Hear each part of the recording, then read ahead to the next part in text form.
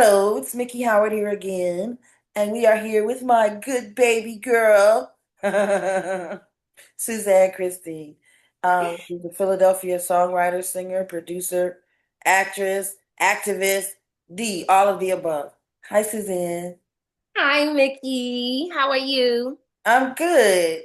You know, I had to bring you on here because you're one of my very favorites. And you're one of my favorites. You're auntie, so I have to be on here. This is an honor to be You know here. how I became auntie? I used to perform a lot at the city wineries and the one in Philadelphia. Now, this is really true how referring a person can really do a lot of good. The city winery talent buyer asked me, she said, would you mind if we bring in an opening act for you? And I was like, okay, well, sure, let me, hear and see. And then they sent your package, your EPK, and I was just blown away. I was like, oh my gosh, I really love it, especially the song. My song, Tears, Falling Tears. Yes, I haven't heard a yes. song that good in so long. That's my favorite. I love it. I cry every time I listen to this song.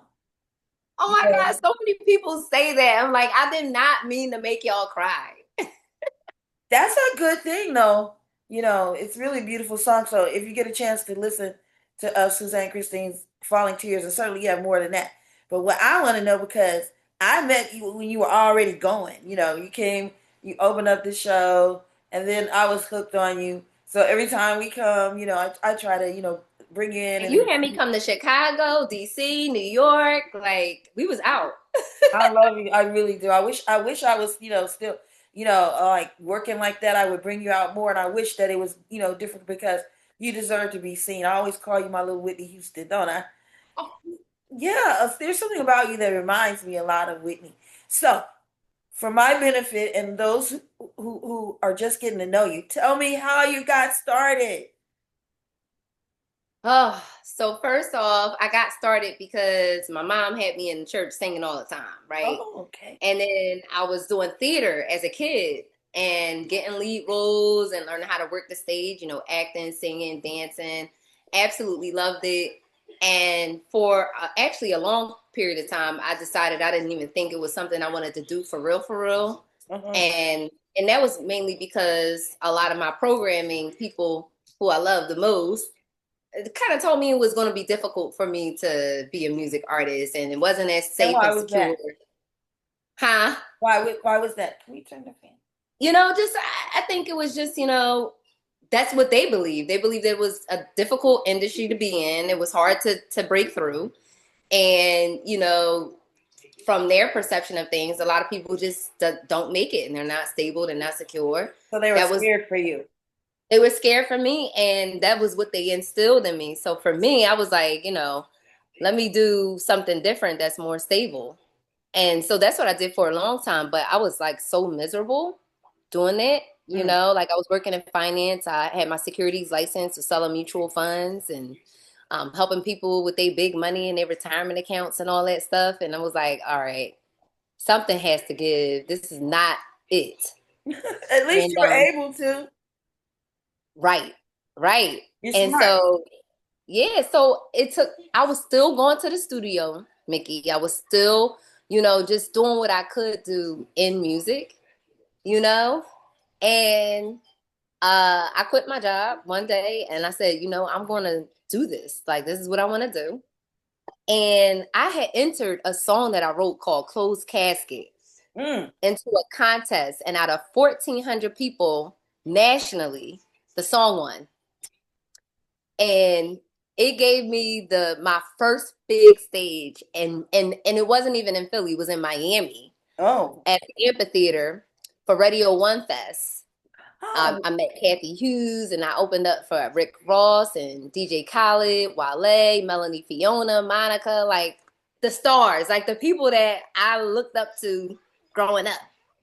So that was like my first big like stage, and I really felt like that was God's way of showing me that this is something that I could do, and that I'm gonna open the doors for you as long as you continue believing yourself. So I taking that leap of faith, I feel like helped like open that door. for me. Paid for me to come down there and do all this, and What an that was the experience. start. What an experience. You must have been like excited down.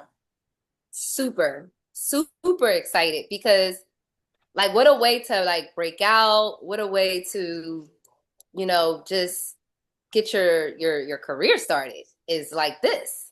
And I had to do the national anthem for them too. So it was like it was big, and then from that point on I started getting other bookings, like opening up for Ryan Leslie, Music Soul Child, and things were kicking off. I heard myself on the radio, DJs was showing love, and that's really that was like, all And right, you've I'm been Suzann Christine. rolling on ever since. That's super. I mean, I just love you so much, and you have amazing style. You're wearing the afro now, which is why I wore mine today. But Yes. no, Look, I got the braids because I'm going away. I'm about to hit the beach, and I just wanted to tuck you're her on in. your birthday now. Yeah, the other day was your birthday. Yeah. Happy birthday. Thank you. Yeah. So you've been writing a lot of songs and doing a lot of performances. I saw you at sing the national anthem. What was that for? It was pretty That's a big. great question because I've been singing it a lot. No, it was a big deal. Like it was. Yeah, you have been doing it because I watch you. All of them have been big deals to me. So, like, Oh, I this just was did really one for the like 4th of big. You were on the July. field. You had a special jacket made. Oh, the Eagles game. See, The Eagles game, yes. So yes, the Eagles game. I got a Sudat jersey and a number 23 jersey. And then yeah, I've been blessed to like sing that for NFL games, NBA games. Um Recently we did it for the 4th of July here in Philadelphia, right in front of Independence Hall, which is where the country was gained its freedom. And even some boxing matches, some really large boxing matches as well. So it's fun, when you love singing, and you get a chance to do it in front of large crowds, and you get to hear the response and the feedback. It's very rewarding, you it know. is, and the crowd always loves you. They always love you. So you were when I met you, you were a single person. You weren't hooked up or anything, and then all of I a sudden, probably was, but nobody knew. you secretive. You keep some secrets. And then the next thing I know, you were pregnant. Yep. And I'm like, okay, you can have this baby girl. We did the show pregnant. Then we had the baby. Yep. I want to know, like, from you, what difference did that make in your career? It made, I think, a big difference on like multiple levels. So first off, uh, my son, he was planned. It wasn't like a oops. It was like I'm ready to have a child. Like I do not want to go throughout life and not have children. And Right. you never really know what that means, and you never really know how that will change your entire world. So when I had my son, I just feel like I went through an entire rebirth. Mm-hmm. Like I died, like the Suzann that was pre-mommy died. She went away. I can no longer find her. She's like very Done. far. Like, bye bye, I see see her on you. a I picture, and remember that's it. you. I see her in pictures. Now I'm like whole new different person, because I'm forever a mother. I'm forever got this connection with this little human that I created who lived within me for an Exactly. extended period of time. And now the priority, which was once yourself, becomes them. Now, you still want to prioritize yourself because you still want to make yourself happy, et cetera, et cetera. But, to just up and leave and go somewhere and do things unplanned, a lot of that can go right out the door. Somebody hit me up the other day, the day of, wanting me to do something. utilizing my voice. They didn't talk about this. It was a great historical moment. It was a lot going on. I would have loved to be a part of it, but it was too last minute for me to make arrangements for my situation as a mom. So sorry, and these things happen. Call me in advance. Let me know what's going on. We can make arrangements. And so that's how it changed tremendously. Whereas in the past, if opportunity came around, maybe I'll be able to grab it. And sometimes you can still grab it as a mom, but it's not a guarantee. Whereas before, you're really able to just take advantage of every opportunity unless, mentally you're not thinking about. You don't have any resentment or anything. Right. Oh, no. Not at all. The good thing about it is that I did a lot of what I wanted to do before doing it, right? So I could say, like, I accomplished a lot of things. I think if I had not done some of the things that I've done, Miki, I would be in a bad place. You'd be in a bag, baby. Because, and first of all, if you're doing music, I do think that you need to get your ball rolling. Like, people need to know what it is that you do. Like, you need to be already connected, so that you can stay afloat during the times, and I do find myself doing more local things, and wanted to be closer to my mother, who is my primary support system because his father works a lot, and so it's, that's what makes things a lot different than before. Me and his father traveled a lot. We did a lot of things together.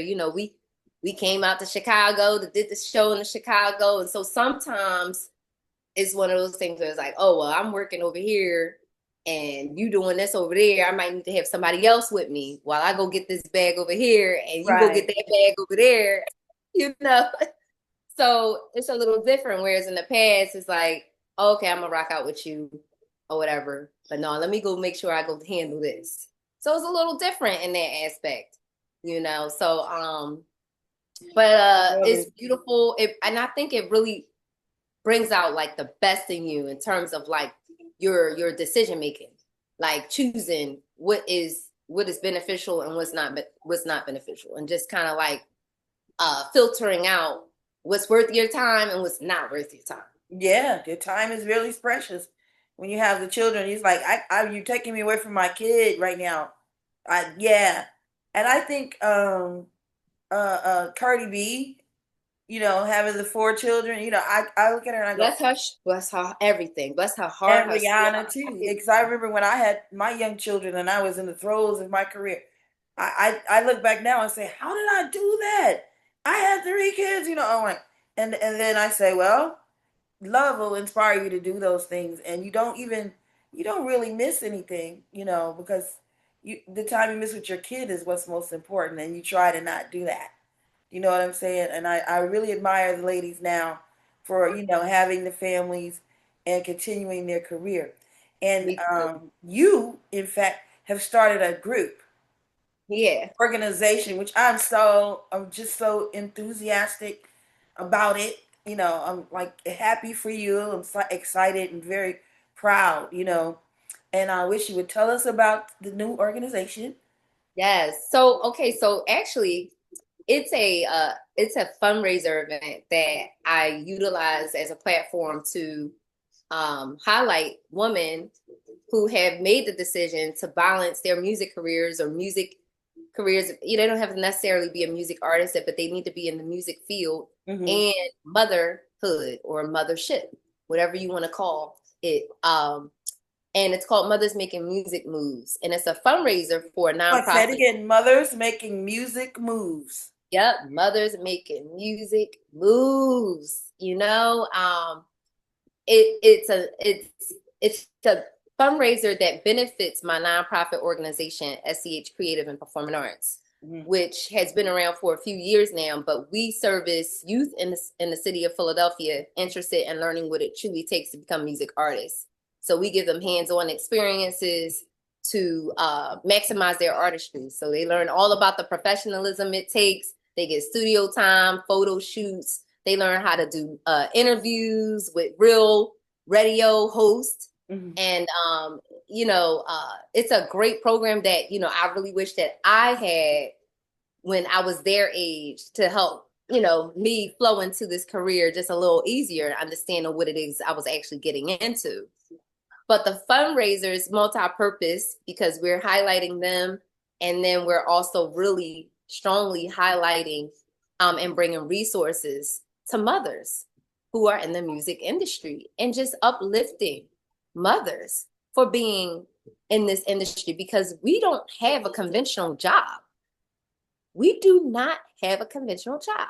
Most of our work at night, which means you're a night owl, which means maybe your children are up late too because you up late, it means that, you might be in the studio doing things, and it means you're traveling a lot, and you have to make a decision. Are you traveling with them, or if you're leaving them behind?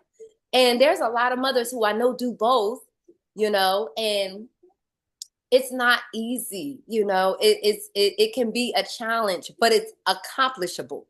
So, I feel like as I was in this industry, maneuvering through a male-dominated industry at that, it was frowned upon to have children. Still. Like, I felt like, what's that? Still, in this day and age. Still, right? It's like, do you have kids? That's like a question that is asked when somebody wants to work with you. It's like, well, do you have children? Do you have kids? And it's like, well, if I say yes, I say no, is that going to change you wanting to assist me in this career path? One of those things. So I just, wanted to highlight the women that are actually doing it. And there's more organizations I see across the country that are starting to do that now, because it needs to be talked about. It needs to be discussed. And we need to be uplifted and encouraged, especially our younger music artists, to say, listen, you can have a career in music. You can thrive in music. You don't necessarily have to be a mainstream artist to thrive. Okay, you can still be thriving, and you can still balance your motherhood, your mothership, and your career. I want to be that example, and I want to bring forth those who have really solidified that and made that to be true. Thank you for that. That is amazing. Like yourself, Auntie Miki. I just love being a mom. And I love being Auntie Miki. I love kids, so I'm happy that you're doing this. You're having an event soon. September 24th, Wednesday, September 24th, at a beautiful performing arts theater called Venice Island here in the city of Philadelphia. It's going to be absolutely amazing. It's going to be live performances. And then, we're going to have our honorees. This year, we're honoring Melba Moore, Tony Award winning, should we say, Tony Award winning Melba Moore, and 4 times Grammy nominated Melba Moore at that. Okay. So giving it up for her. Has a beautiful daughter. Go Melba. Go Melba. Go Melba, and we are also honoring the legendary voice of Philadelphia from radio, media personality, from WDAS, Patty Jackson. Hey, Patty. Yes, indeed. Yes, indeed. And the CFO of Basic Black Entertainment, which is, I'm pretty sure many of us, especially in the music industry, we know Adam Blackstone. We see him as the music director on the biggest stages, the Super Bowl, the BET Awards, Essence Music Festival. And I mean, the list is high. We just even saw him at the Vatican with all the artists out there. So, she is a part of helping run that business. And not only is she a part of that, she is a board member alongside myself with the Philadelphia Recording Academy. So we work with the Grammys and serve the Grammy chapter here in Philly. And she's an educator as well. So I'm just really excited to uplift and honor these amazing women for being just their greatest version and setting the example and the tone for us that come behind them. Well, Miss Suzanne, you are an amazing woman. You are on your way to the success. I know that we're going to be coming over to your award shows. If you're going to be doing big stuff for the rest of your life, you are a quintessential beautiful artist. You really are, and we appreciate you. We mothers in show business, and I'm sure the other ones that you're acknowledging really appreciate it too, because this is not an easy task, and so many of us have had to do it. And then they say, "Well, why did you take so long?" or "What happened to you?" Well, a lot of us had to stop and be parents, you know, and so Hello. it should be rewarded. And I hope that everybody goes out and download or whatever you have to do to get Suzann Christine's music. I'm talking about you're gonna enjoy it. It's modern, it's poignant, it's heartfelt. And like I told you, I cry every time I hear that song. And there's another one you have that's amazing too, that I used to play all the time recently. But we're proud of you, Suzann, and we support you. Tell everybody how they can support you, where they can on your social media, and how they can support the cause. Yes, indeed. Please follow me at Suzann Christine, Suzann. Do not let your auto put the E on the end of Suzanne. Christine, Christine. My hashtag is SUDAT, which stands for Spiritual, Unique, Divine, Artistic, and Thankful, SUDAT. And you can visit our website if you want to donate to the cause at schcapa.org. Again, that's schcapa.org. And tickets are available at mothersmakingmusic.org. Again, mothersmakingmusic.org, which leads you to the SCH Kappa website to donate or purchase tickets so that you can come out and celebrate with us. Thank you. Suzann, let's see Kyrie. Kyrie, come here, Bubba. That is a bus. Let me show you. Let's show little Kai. Hi, Kyrie! Hey, Say hi, Kai. like, He's looking at a bus. Oh my God. Thank you, He's worried Kyrie, about the bus on TV. Thanks for What's that? that was like, thank you. Thank you, Kyrie, for sharing you with us. Yes, I know. He did a great job. I thought he was going to be all up Did. in the thing. We're proud of him.